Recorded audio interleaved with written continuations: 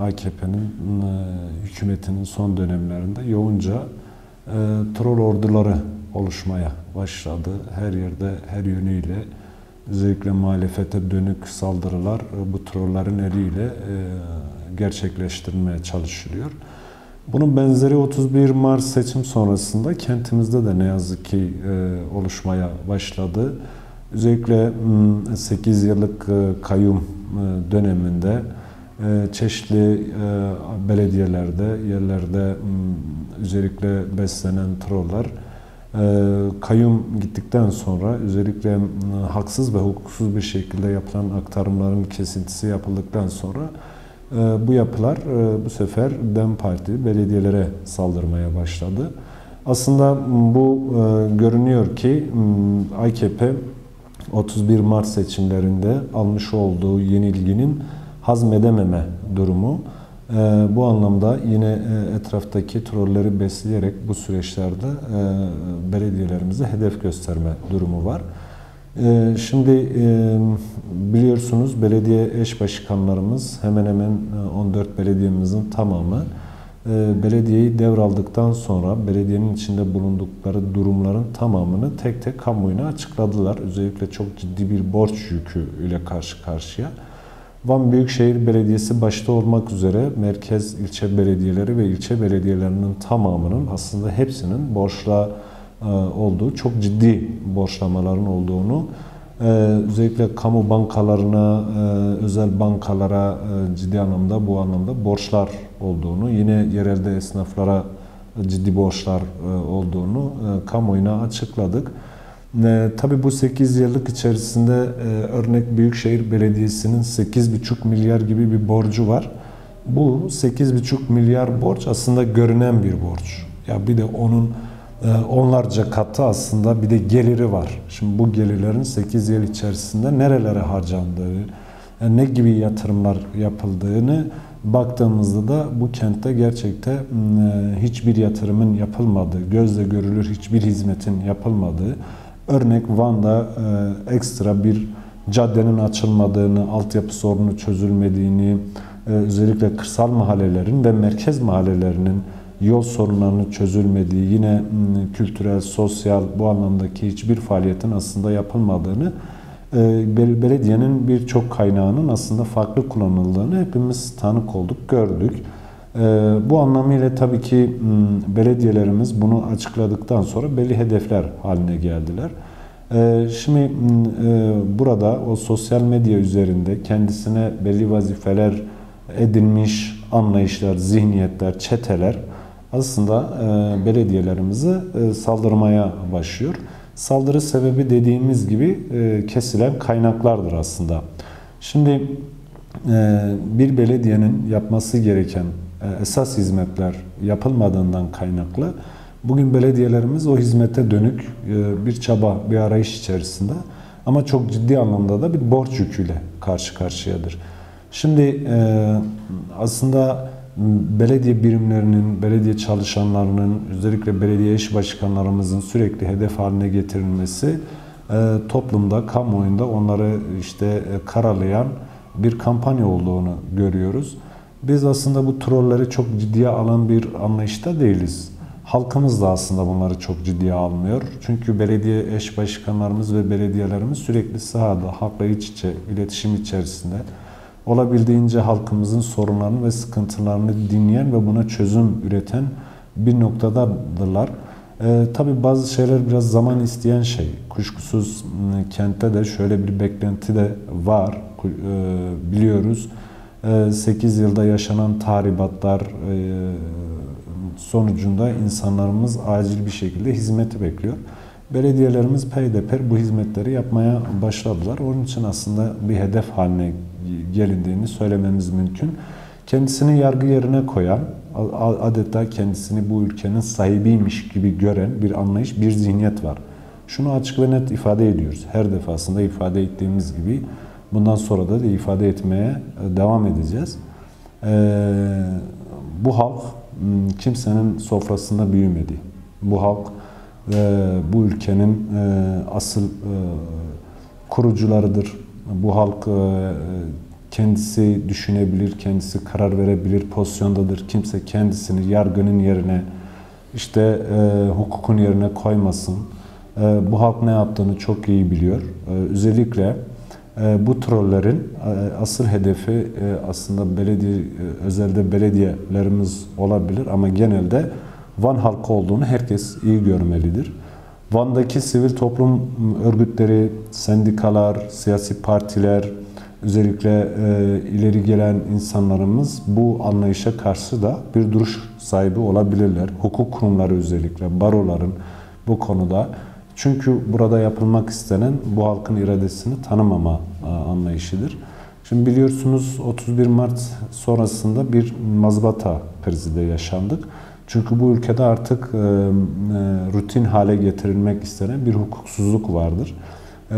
Beğenmeyeni kabul etmeyerek, onda olmayanı kabul etmeyerek onun iradesini yok sayma anlayışı var. Burada aslında yapılmak istenen Van halkını kabul etmemektir. Van halkının iradesini kabul etmemeye dönüktür. Bu trollerin tamamını da bu sosyal medya hesabını kullanıp belediyelerimize saldıran herkes esasında Van halkına karşı yaptığı saldırıdır. Van halkının iradesine yapılan saldırıdır. Belediyelerin olumsuz pratikleri, eksikleri, yetersizliklerinin siyasi hesabı bu halk sorar. Yarınki günde kurulan sandıkta bunun cevabını verir. Onun yetkisi, sorumluluğu hiçbir sosyal medya kullanıcısına ait değildir. Bu hiçbir basın kuruluşuna ait değildir. Kendisini basın olarak tanıyıp ama her gün hedef gösteren, yargı yerine kendisini koyan ama belli noktalarca da yönlendirilen anlayışa değildir bu. O halkımız kendi iradesiyle nasıl iradesini oraya taşımışsa yarınki günde de olumsuzlukta da cevabını verir. Ama şunu çok iyi görüyoruz ki halkımız şu anda belediyelerimizin etrafında kenetlemiş. Belediyelerimiz de bu anlamda hizmet bekleyen durumdalar. Belediyelerimiz de bu anlamda bütün çabasını, bütün gayreti de halkımıza hizmet etmektir. Başka bir şey yok. Algı yaratma anlayışı var, onu açıkça söyleyelim. Belediye personeli başta olmak üzere belediyenin ilgili mercilerinin tamamını demoralize etmeye dönük bir yaklaşım olduğunu görmemiz mümkün. Ama demin de ifade ettiğimiz gibi yani birileri kendilerini özellikle yargının yerine koyuyor. Bu saldırılar belediye personelimizin şahsına dönük değildir. Belediye eş başkanlarımıza tek değildir. Bu halkın iradesine dönük bir saldırıdır. Onun için Van halkı da hiçbir şekilde buna prim vermeyecektir. Bu iyi anlaşılması gerekiyor. Van halkı geçmişte nasıl bu tür anlayışlara prim vermediyse bundan sonraki süreçte de prim vermeyecek. Dediğimiz çerçevede belediyenin özellikle hizmet üretmeme konusunda, üretim yapmama konusunda demoralize etme, onları psikolojik baskı altında tutma, kamu içerisinde karalamaya dönük bir anlayış olduğunu söylememiz mümkündür. Yani insanlarımız gerçekten Van gibi bir kentte bugüne kadar hiçbir hizmetin yapılmaması ve devasa sorunların görülmesinden kaynaklı insanlarımız acil bir şekilde bu sorunların çözülmesini bekleyen noktada olduğundan kaynaklı doğal olarak o alanda belli eleştiriler geliyor. Tabii kimi haklı eleştiriler de var. O konuda bizler de elbette zaman zaman belediye eş başkanlarımızla bu anlamda yürüttüğümüz tartışmalar oluyor. Olabildiğince hızlı bir şekilde bu kente en iyi hizmeti sunma konusunda çaba içerisindeyiz. Yani onun dışında takdir ederseniz ki 3 aylık bir zaman içerisinde bir belediyenin yapabilecekleri sınırlı sayıdadır. Başta da ifade ettiğimiz gibi belediye bir de imkan ve olanaklarla çalışma yapar. Şimdi birkaç örnek vereceğim. Yani belediye kendi 8 yıl içerisinde başta Büyükşehir Belediyesi olmak üzere ilçe belediyelerinin tamamı kendi asli görevlerini bırakarak farklı aslında işlere, ya diyelim ki bir kütüphanenin yapılmasının bütçesini belediyeden karşılamam. Onun bakanlığa bağlı, ilgili bakanlığa bağlı olmasına rağmen bir belediyenin aslında vazifesi olmamasına rağmen, yani altyapı, üst yapı sorunu çözememiş bir belediyenin farklı bir bakanlığa ait bir işi yapması işte bu kente yapılan en büyük kötülüklerden biri. Bir örnek vereceğim. Belki hepinizin çok dikkatini çeker. Ya bir belediyemize ait bir kepçenin Diyanet işlerine, oradaki ilçe müftülüğüne hibe edilmesi. Yani bir müftülüğün yani ne altyapı hizmeti yapabilme durumu var, ne diyelim ki tarımsal faaliyetler yapma durumu var. Onun görev ve sorumluluk alanı ayrı. Ya bir kepçenin orada ne işi olabilir? Yani neden müftülüğe bir kepçe hibe edilebilir? İnsan anlamaktan gerçekten zorluk çekiyor. Bunun gibi çok ciddi anlamda böyle peşkeş çekilmiş bir belediyenin bütçesi var. Örnek belediyenin çok büyük bir sosyal tesisi var. Büyükşehir'in özellikle bizim 2014 döneminde Eminpaşa göle yakın bir yerde bir tesis yapıldı. Bu tesisin tamamını işte Diyanet işlerine hibe edildiğini görüyoruz. Yani Diyanet işlerinin oysa Van halkının oraya gidip özellikle yaz aylarında dinlenebileceği bir alanda Diyanet işlerinin burada ne işi olabilir? Bunun gibi birçok sorun, birçok sıkıntı var. Özellikle mesela diyelim ki Büyükşehir Belediyesi'nin bütçesiyle yapılan gençlik ve kadın merkezlerinin seçime yakın dönemde bunları hızlı bir şekilde Gençlik ve Spor Bakanlığı'na devredilmesi gibi. Bunun gibi birçok sorun, birçok sıkıntı aslında var. Kendi yapması gereken asıl işlerini başka kurumların hizmetine sunan bir anlayışla karşı karşıyayız. Belediyelerimiz çok ciddi bir borç altında. Özellikle çok yüklü personel alma durumu var. Yani bir belediyenin işte diyelim ki bütçesinin yasal anlamda bütçesinin %40'ını personele en fazla %40'ı personele ayırması gerekirken bugün bakıyoruz ki bir belediyenin aslında bütçesinin %70, %80'i personele gittiğini, geri kalan %20, %30'unla hizmet yapmaya çalıştığını aslında baktığımızda ne kadar kanun dışı, yasal dışı işler yapıldığına tanık oluyoruz. Bu anlamda tabii ki bunların tamamının bir yol temizliği yapılması lazım her şeyden önce.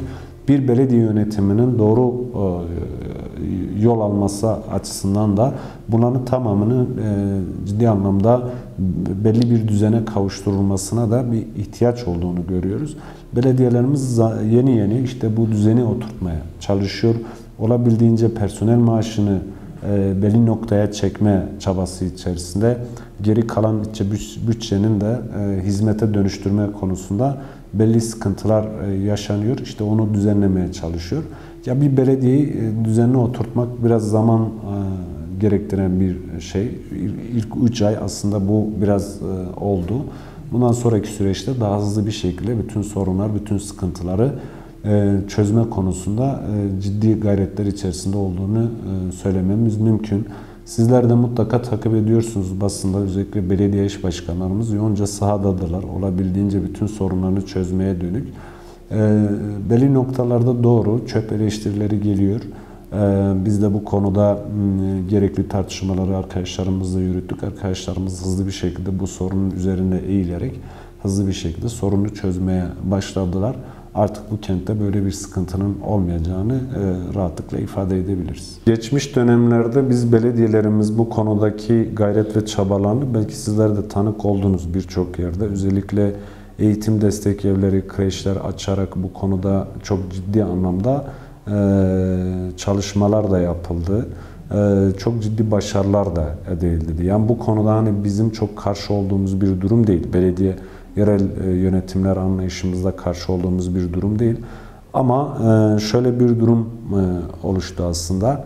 Şimdi tabii ki kayyum döneminde özellikle kayyum olarak atanan valiler, kaymakamlar aynı zamanda bütün kurumlarının da amiri pozisyonunda olduklarından kaynaklı istedikleri zaman istedikleri kurumlarda personeli belli noktalara taşıma durumları olabiliyordu. Ya da diyelim ki kurumlar arası bir iletişim içerisinde ya da diyalog içerisinde ya da işbirliği içerisinde bu işler yapılmış olabilir.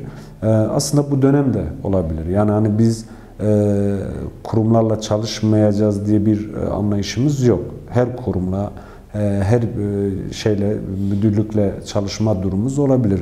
Özellikle Milli Eğitim Müdürlüğü'nün bu konudaki personelini geri çekmeden kaynaklı belediyemizin yaşadığı zorluklar olabilir. Bu anlamda DEM belediyeleri olunca olabildiğince DEM belediyelerinin hizmetini engellemeye dönük bir çaba da aslında görüyoruz. Bunu en çok da kamu kurumlarında görüyoruz. Zaman zaman kulağımıza gelen bilgiler var. İşte ilçe kaymakamlıklarının ya da valinin işte DEM partinin, DEM belediyelerinin olabildiğince işlerini zorlaştırın gibi bir söylenti de aslında dolaşıyor. Bunu Van halkı da biliyor. İşte bu olmamalı. Yani amaç halka hizmetse hayatın her alanında biz bu halka hizmet etmek zorundayız. Eğitim alanında, sağlık alanına kadar. Birçok alanda belli işbirlikleri içerisinde de bu gerçekleştirilebilir. Sonuçta belediye de kamu kurumudur. Diğer kurumların tamamı da kamu kurumlarıdır. Yani bu halkın hizmetinde olması gereken kurumlardır. Yani bugün Van Büyükşehir Belediyesi nasıl işte evde sağlık hizmeti sunuyorsa bunu Sağlık İl Müdürlüğü ile işbirliği içerisinde de yapabilir. Neden AKP Belediyesi'ne bu konuda Sağlık İl Müdürlüğü gerekli katkıyı sunuyorsa neden DEM Partisi sunmasın? DEM Parti'nin yürüttüğü, çalışma yürüttüğü halk yabancı bir halk mı? Ya bu halka bakış açısını aslında ortaya koyuyor. Yani onun için Milli Eğitim Müdürlüğü de bu çerçevede yaklaşabilir. Yani özellikle kurslar anlamında belediyelerimize bu konudaki gerekli katkıları sunabilirler. Geçmişte nasıl personel vermişlerse bundan sonraki süreçte de verebilir. Elbette belediyemiz de kendi bütçesi ve sorumluluğu çerçevesinde buna katkı sunabilir. Tabii ki o kursların kapatma durumunun boyutunu ben tam olarak bilemiyorum. İlgili belediyelerimizle elbette o konuda görüşmeleri yapacağız.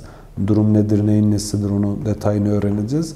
Ama dediğimiz çerçevede kurumlar işbirliği çerçevesinde birbirine destek, güç sunabilirler. Amaç halka hizmetse hep beraber yapabiliriz. Tabii ki şu beklentimiz de yok. Yani illa işte Milli Eğitim Müdürlüğü personel vermedi diye belediyelerimiz bu hizmeti yapmayacak anlamına gelmiyor. Belediyelerimiz güçleri çerçevesinde, kaynakları çerçevesinde elbette bu hizmetleri sunma çabası içerisinde olur. 3 eksik, 5 fazla bunu mutlaka bir şekilde yapmaya çalışacaklar. Bu konudaki hassasiyetleri de ortaya koyalım. Bizim amacımız da gayemiz de bu. Yani DEM Parti'nin belediyesi sadece DEM'den görüş alacak ya da DEM'lilerden görüş alacak ya da sadece DEM'lilere hizmet götürecek diye bir anlayışımız yok. Bu kentin tamamına, her kesime, siyasal düşüncesi, görüşü ne olursa olsun bizim açımızdan bu çok önemli değil. Belediyecilik anlayışı öyle değildir. Belediyecilik herkese hizmettir. Bugün DEM'li olmayıp farklı siyasi partiden olan ama o belediyeye su parasını ödeyen, kanalizasyon parasını ödeyen, emlak vergisini ödeyen yurttaşa da hizmet götürmek zorundadır. O zorunlulukla biz yaklaşıyoruz. Bu açıdan da bu belediye herkesin belediyesi olduğu için de herkese hizmet vereceğiz. Aynı zamanda herkesin görüş, düşünce ve fikirlerini de alacağız. Çoğulcu düşünce her zaman mutlak surette başarı getiriyor. Buna inanıyoruz. Bu çerçevede yaklaşıyoruz. Halkımıza da bu çağrımızı yapıyoruz. Kimse kendisini öteki olarak görmesin. Bizim kimseyi ötekileştirme gibi bir anlayışımız asla yoktur. Asla olmayacaktır. Çünkü bu konuda en çok mağdur olan kesim biziz. Çünkü sürekli ötekileştirilen, bugünkü uygulamalar bile dahi bizi ötekileştiren anlayışa karşı biz tam tersi kapsayıcı, kucaklayıcı, herkesi sürecin içerisine dahil eden, herkesin fikrine herkesin fikrini alan, düşüncesini dahil eden bir anlayış, bir yerdeyiz. Bu çerçevede yaklaşıyoruz. Halkımız da bu çerçevede içi rahat olsun. Olabildiğince her kesimi sürece dahil edeceğiz.